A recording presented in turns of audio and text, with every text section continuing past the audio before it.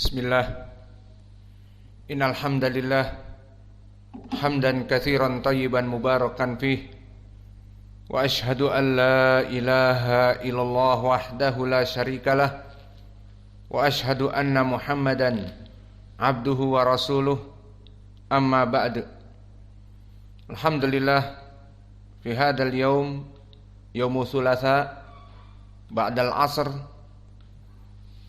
Seperti biasa kita akan menjawab soal jawab Ramadaniyah khusus di bulan Ramadan ini, pertanyaan tentang permasalahan di bulan Ramadan, baik dari salat tarawih ataupun ahkamus siyam ataupun nanti zakatil fitr, i'tikaf dan yang lainnya.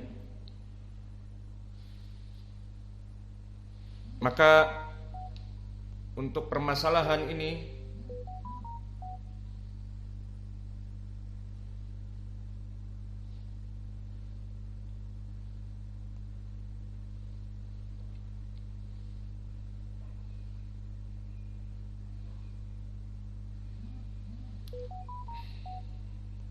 qad fa'altu share au la? Share mawjud, link mawjud.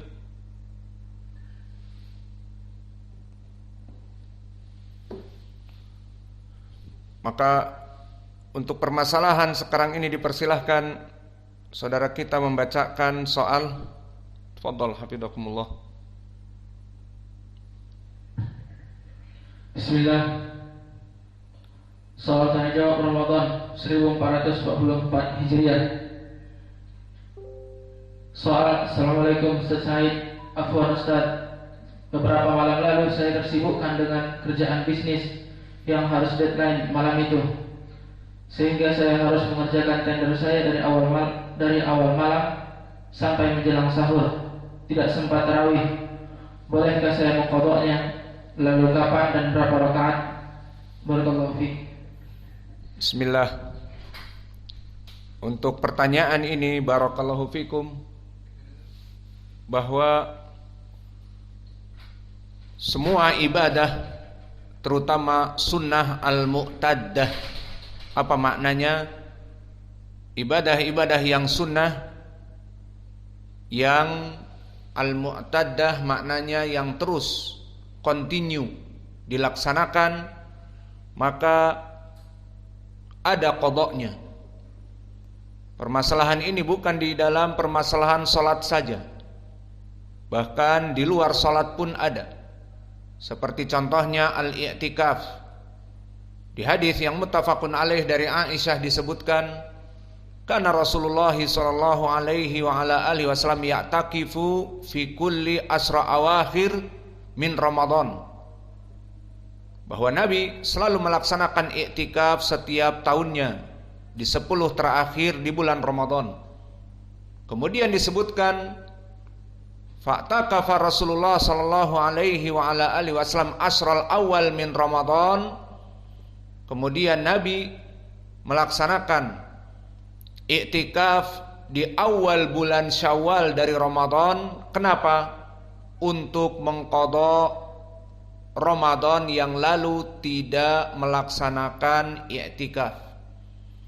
Maka di sini menjadi pendalilan bahwa amalan sunnah yang mu'taddah, yang terbiasa dilakukan secara kontinu, kemudian ada suatu udhur tidak bisa dilaksanakan, maka ada qadanya.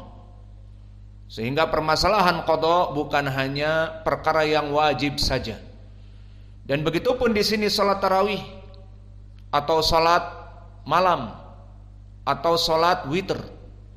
Semua salat-salat ini, bahkan salat duha, jika kita tersibukkan dengan pekerjaan ataupun kita terlupakan karena lelah, bahkan ketiduran, tidak sempat sholat tarawih, tidak sempat sholat malam, maka bagaimana? Apakah ada qadanya? Jawabnya na'am. Maka telah datang keumuman adillah. Sebelum kita masuk kepada pendalilan yang description yang lebih detail, maka telah datang keumuman dari hadis-hadis tentang bolehnya melaksanakan qada yang wajib ataupun yang sunnah di dalam salat. Seperti hadis yang diriwayatkan oleh Anas ibnu Malik, qala Rasulullah sallallahu alaihi wa ala alihi wasallam, idza raqada ahadukum anis shalah au ghafala anha falyusalliha idza dzakaraha. Jika seseorang dalam keadaan tertidur dari salatnya atau terjaga, tidak tertidur namun terlupakan karena kesibukan yang ada padanya, maka falyusalliha idza dzakaraha, agar dia itu melaksanakan salat di saat dia itu teringat, di saat dia itu ada waktu luang. Setelah selesai dari kesibukannya dan keluar dari waktunya, tidak apa-apa, dinamakan qada. Maka definisi dari qada adalah pelaksanaan suatu ibadah yang mana dia sudah keluar dari waktunya. Ini dinamakan qada. Adapun pada waktunya dinamakan adaan, dinamakan pelaksanakan pada waktunya. Seperti kita salat tarawih pada waktunya, maka dinamakan adaan. Namun jika keluar dari waktunya di siang hari, kita membayar qada setelah syuruq atau setelah duha, maka di situ kita dinamakan membayar qada karena telah keluar waktunya. Kemudian di dalam hadis yang diriwayatkan oleh Imam Muslim dari Anas ini, idza raqada ahadukum anis shalah au ghafala anha falyusalliha idza dzakaraha. Jika seseorang tidak melaksanakan salat yang biasa dia laksanakan dengan dua ilah. Ilah yang pertama raqada, ketiduran. Ilah yang kedua tidak tidur tetapi ghafil, terlalaikan dikarenakan sibuk, lupa dan sebagainya. Maka apa jawabannya? Falyusalliha idza dzakaraha, agar dia salat. Falyusalliha domirha, agar dia melaksanakan salat. Di sini domair yufidul umum di ilmil usul, sehingga falyusalliha baik yang wajib ataupun yang sunnah. Maka boleh salat tarawih yang tertinggal karena kesibukan di malam Ramadan untuk diqadha.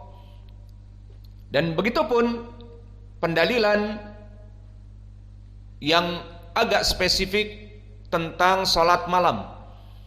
Di dalam hadis yang diriwayatkan oleh Imam Muslim, Abul Husain Muslim Ibnul Hajjaj Al-Qushairi An-Naisaburi rahimahullah meriwayatkan dari Umar Ibnul Khattab, yaqul qala Rasulullah sallallahu alaihi wa ala alihi wasallam, man nama an hizbihi aw an syai'in minhu faqara'ahu fima baina salatil fajr wa salati dhuhr kutiba lahu ka'annama qara'ahu minal lail.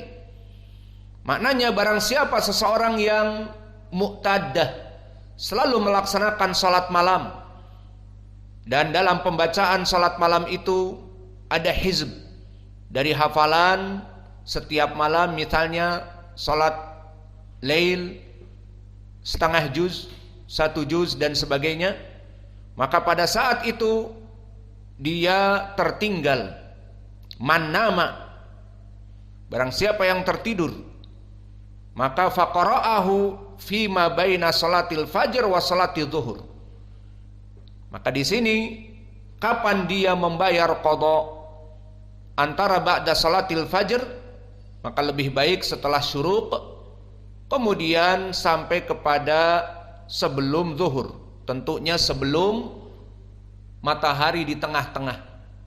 Kalau sudah tergelincir masuk waktu zuhur, sehingga sebelum matahari pas di tengah-tengah waktu tahrim, sampai dikatakan waktu duha kita nyebut. Maka mulai dari syuruk sampai akhir waktu duha itu dilaksanakan qadanya. Maka kata Nabi, kutibalahu ka'annama qara'ahu minal lail, maka dia akan ditulis pahalanya sama seperti pahala di saat dia melaksanakan sholat malam. Maknanya qadanya diterima. Dan begitu pun di riwayat yang lain, diriwayatkan oleh ashabus sunan dari Abi Sa'idin Al-Khudri, man nama an witrihi au nasiyahu falyusallihi idza dzakarahu. Barang siapa yang lupa dan tertidur dari witirnya, maka falyusalli idza dzakarahu, agar dia itu salat di saat dia ingat. Maka ini pun menjadi pendalilan tentang permasalahan qada.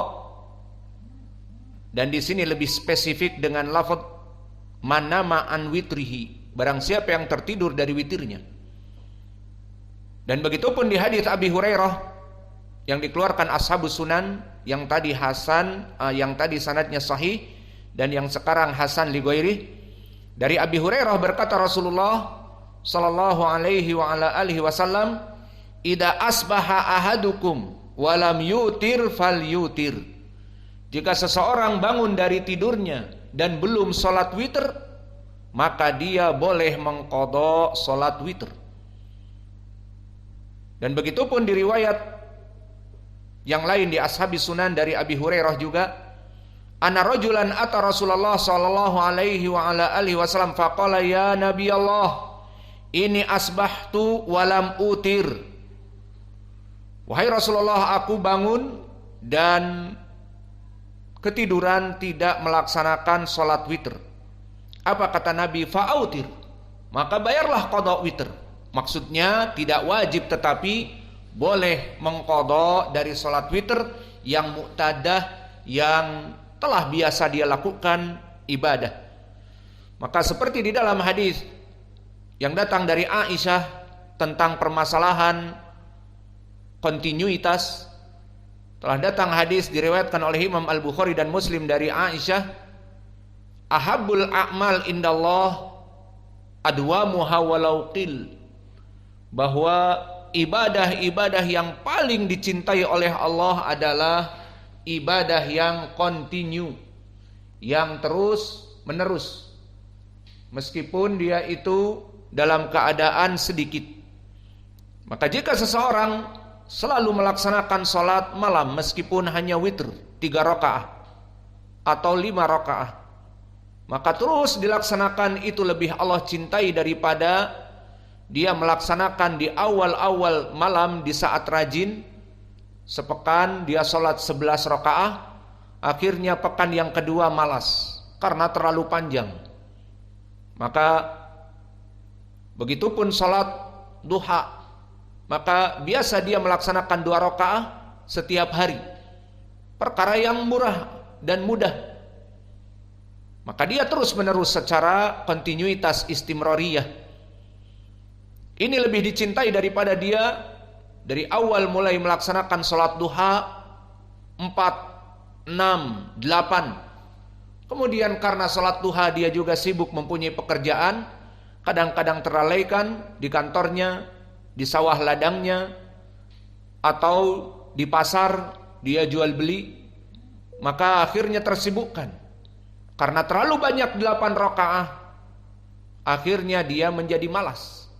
Maka laksanakanlah semampu kalian ya ibadallah dari ibadah-ibadah al-mu'tadah yang kontinuitas, meskipun sholat duha 2 rakaat, meskipun sholat malam 3 rakaat witir ditambah 2 rakaat 5 rakaat, maka yang penting adwamuha, the point is continuity. Jika bisa terus menerus dilaksanakan, itu lebih baik daripada terstagnasi, terputus, terbiasa beberapa hari atau pekan dengan panjang dan lama, akhirnya bosan. Maka ini tidak dicintai oleh Allah. Yang dicintai adalah adwamuha walau qil. Maka di sini di dalam hadis-hadis yang kami sebutkan menjadi pendalilan bagi kita tentang permasalahan pertama, bolehnya sesuai pertanyaan melaksanakan qada dari